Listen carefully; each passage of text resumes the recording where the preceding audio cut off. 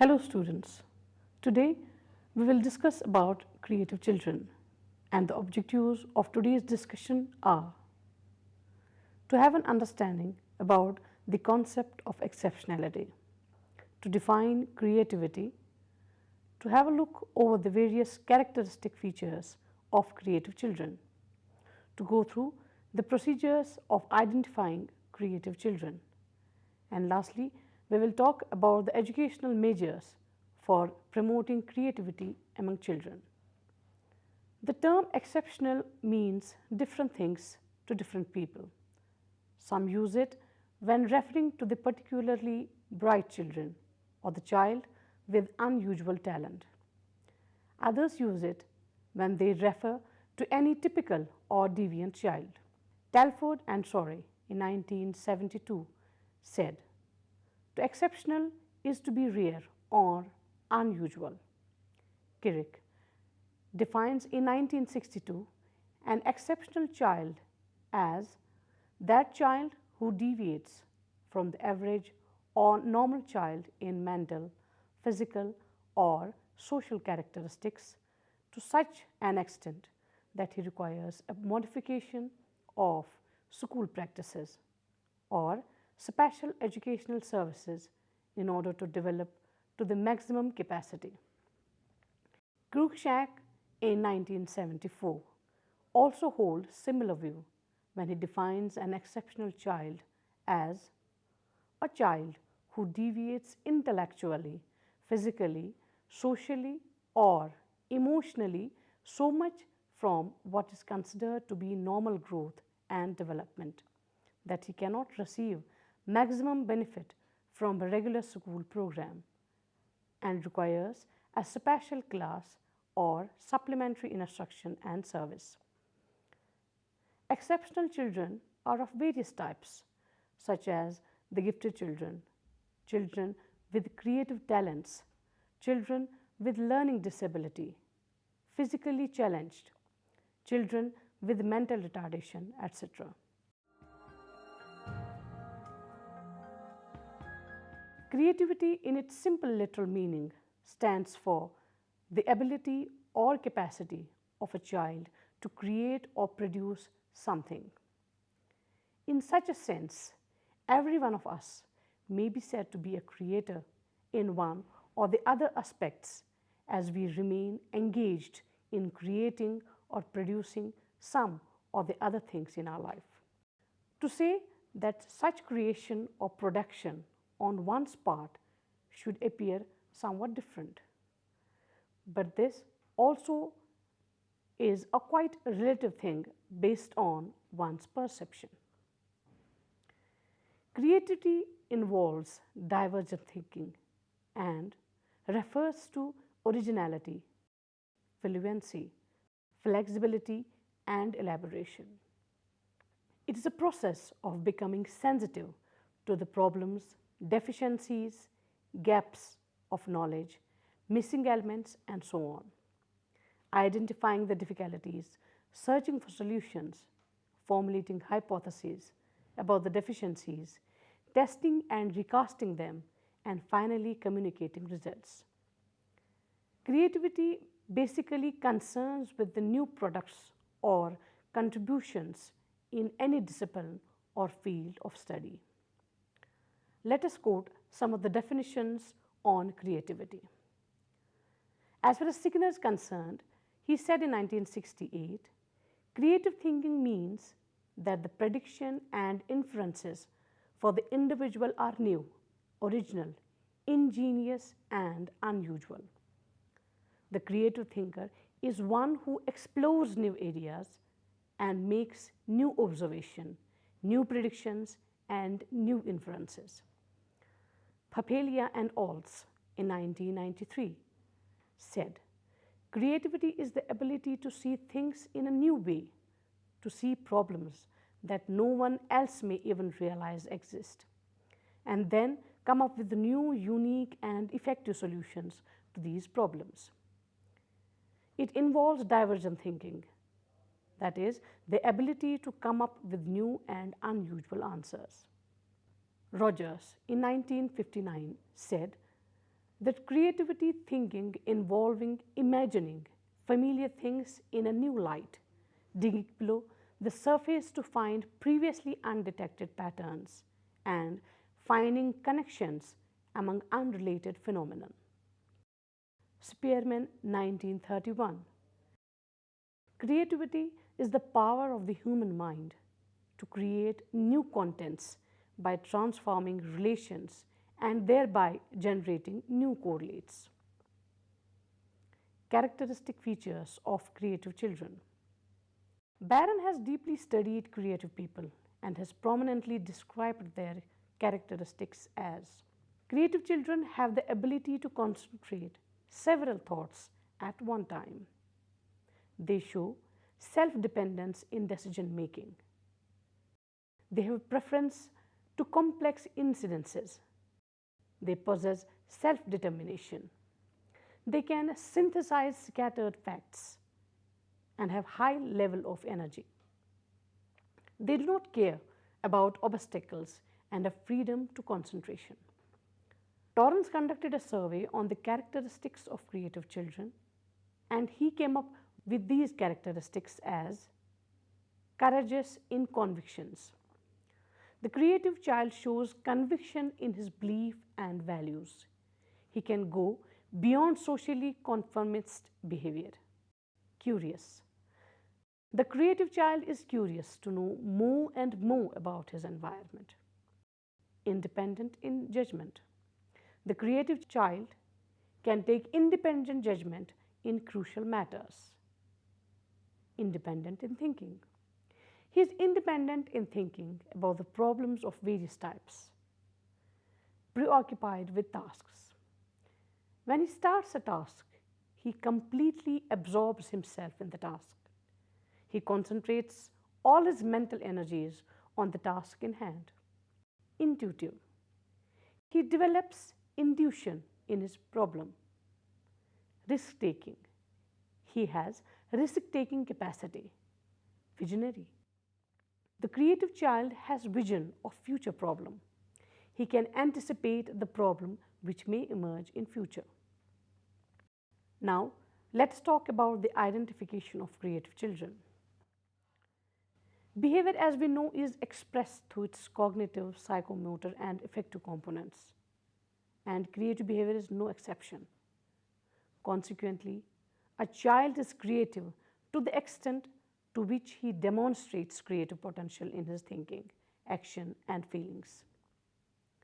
For a total assessment of his creative behavior, we have to apply a multidimensional approach involving the use of the available creative testers and the multiple non-testing devices like observation, interview, rating scale, personality inventory, situational tests, etc.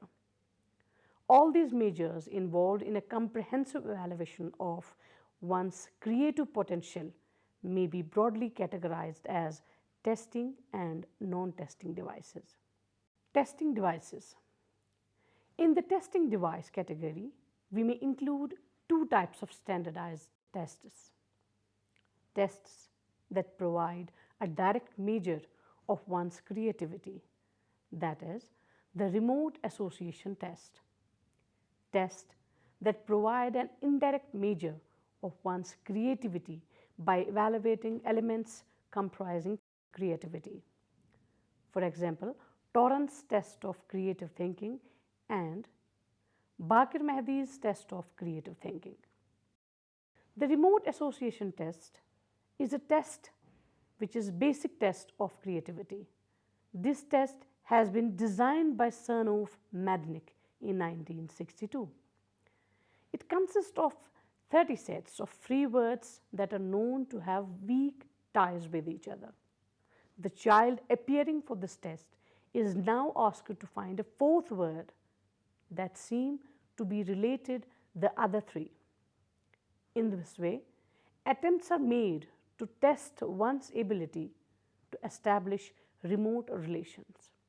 Ability directly associated with creativity, which helps one to make use of his unconscious wisely for providing creative ideas.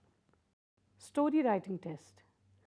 This test has been developed by Torrance and others in 1963 for providing assessment of one's creative writing ability. In this test, students are asked to make up a story about the picture shown to them. They are asked to be descriptive and imaginative as they can. Think of a story that no one else would and take up 8 minutes to complete it. For the scoring of the creative writing produced by the children, Torrance in 1963 has developed factors like original setting, individuality of style, perceptual sensitivity, imagination, finding the essence, communication of emotion, coherent unity, etc. Testing devices providing indirect measures of creativity. Torrance test of creative thinking. For testing the non-verbal performance, Torrance has developed Torrance test of creative thinking, which is figural form A and form B, and for the verbal performance, the Torrance test of creative thinking, verbal form A and B. The figural forms are employed as a non-verbal testing device. This makes use of tasks that require drawing and picturization. The activities required in the non-verbal subtests are of figure or picture completion test. In this subtest, there are some incomplete figures. The subject is asked to complete these figures by adding new dimensions or lines for providing new ideas. He is also asked to give suitable titles for the completed figures or pictures. Pictures of figural construction test. In this subtest, the subject is provided with a piece of colored paper cut in a curved shape and asked to think of a figure or a picture of which these pieces of paper may be a part. He is allowed to add new ideas to make this figure as interesting and meaningful as possible. He is also asked to provide a suitable title for this figure or picture. Parallel lines test. In this subtest, there are several pairs of straight lines. The subject is required to draw as many objects or pictures by using each pair. He is also asked to provide a title for each of the drawings. The verbal form. The verbal forms incorporate tasks which require the use of language. The subject is required to provide written responses to the questions put to him. Some of the verbal activities asked to be performed are asking type. In asking type of activities, the subject is encouraged to reveal his ability to perceive all things which are not normally perceived by others. The help of some pictures may be taken for this purpose. In these activities, the subject may also be asked questions that would enable him to fill in the gaps in his knowledge. Guess causes and guess consequences type. Both these guesses type activities are aimed at revealing the subject's ability to formulate hypotheses concerning cause and effect. While being presented with a picture, the subject may be asked to guess what lies behind the situation. Product improvement type. In these activities, the subject is asked to suggest ways and means of improving a toy, a machine, or some other such product to make it as interesting and useful as possible. Non-testing device. In the non-testing device category, we may include the following types of measures. Non-testing measures for judging creative potential, non-testing measures for judging creative outputs. Making use of non-testing devices for judging creative potential, a number of measures like questionnaire, rating scale, checklist, situational tests, observation, interview, inventories, etc. may be utilized for the assessment of one's creative potential. All these measures usually make use of the research-based characteristics typically involved in a creative behavior or personality. Observation and interview techniques. In adapting observation as a technique, either one has to observe one's behavior in a naturalistic condition or in the controlled conditions where a problematic situation gets created for studying the responses of the individual. Perhaps the most common use of this approach may be in the classroom or other learning working situations, where teachers or professionals trained in observation are asked to rate their students after having observed them in a wide variety of circumstances. Interview is a face-to-face interaction between the respondent child and interviewer. The child may be asked to respond a number of well-thought questions, quite indicative of the presence or the absence of child's creative potential, or may be asked to attempt the situation of a problem of which he or she has no special knowledge. Making use of non-testing devices for judging creative output. Here, attempts are made to have an assessment of one's creativity on the basis of the worth of one's creative output. We make the use of their three categories. One, novelty. Second, resolution. Third, elaboration and synthesis, along with their respective attributes as criteria of assessing one's creative output. Novelty is to be assessed in terms of the original, surprising, and germinal attributes. Resolution is to be assessed in terms of the valuable, logical, and useful attributes. Elaboration and synthesis are to be assessed in terms of the organic, elegant, compel, understandable, and well-crafted attributes. Now, dear students, let's have a look over the educational measures which will promote creativity among children. School environment which may provide ample opportunity for freedom of thought and other enterprising activities may be a great factor. The teacher in classroom and outside the class may encourage the spirit of scientific inquiry in students. Elaboration. One important aspect of creative thinking is elaboration. The individual is provided with skeleton outline of a problem, and by use of his imagination, he completes the problem. This process of elaboration gives an opportunity to the individual to develop his reasoning, thinking, and problem-solving abilities, which are very important ingredients of creativity. Use of analogy. Sometimes children fail to understand problems directly, but when that problem is taught with the help of comparable situation, it becomes clear and understandable. The teacher should make use of analogies to clarify difficult concepts in teaching, thinking over consequences. Children should be encouraged to think on the consequences of an action. The mental exercise will be helpful in the development of creative thinking. Divergent thinking. Children should be encouraged to think of different approaches to a problem. Divergent thinking develops creativity, encouraging self-trust. Teacher should encourage pupils' confidence and respect for their own ideas. He should reward their creative thinking through treating questions with respect, showing respect for imaginative ideas, and encouraging and valuing self-initiated learning. Encouraging studying masterpieces.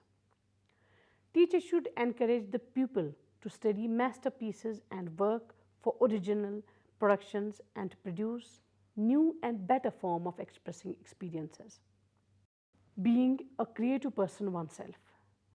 There's truth in old axiom that what a teacher does speaks more loudly than what he says. The teacher, who is himself still wondering and learning and still trying his best to know the unknown in his subject field, gives pupil a creative model to follow. creative resources of the community. Creative resources of the community should be effectively utilized. Creative artists, scientists, and creative persons from other fields may be invited to school. Students should be taken to the centers of creative art, scientific and industrial creative work. It can be helpful in kindling the spark of creativity among students. Programmed learning. Programmed learning technique does not impose anything on the student. The material may be developed specifically to help develop divergent thinking ability in the user. Brainstorming. It is a technique which emphasizes the importance of divergent thinking. The technique of brainstorming can be conveniently used for small group of children. A problem is proposed for discussion. The students are asked to express their views with full freedom of expression. Then, with the help of the teacher, some consensus or opinion is reached. Now, dear students, we will conclude with that creativity in its simple literal meaning stands for the ability or capacity of a child to create or produce something. Although every one of us is endowed with some aspect of creativity, its distribution is neither equal nor universal, and some individuals have greater creative potential than others. Behavior, as we know, is expressed through its cognitive and affective components, and creativity behavior is no exception. Consequently, a child is creative to the extent to which he demonstrates creative potential in his thinking, action, and feelings. For a total assessment of his creative behavior, we have to apply a multidimensional approach involving the use of the available creative testers and the multiple non-testing devices. I hope you have understood today's topic. Goodbye.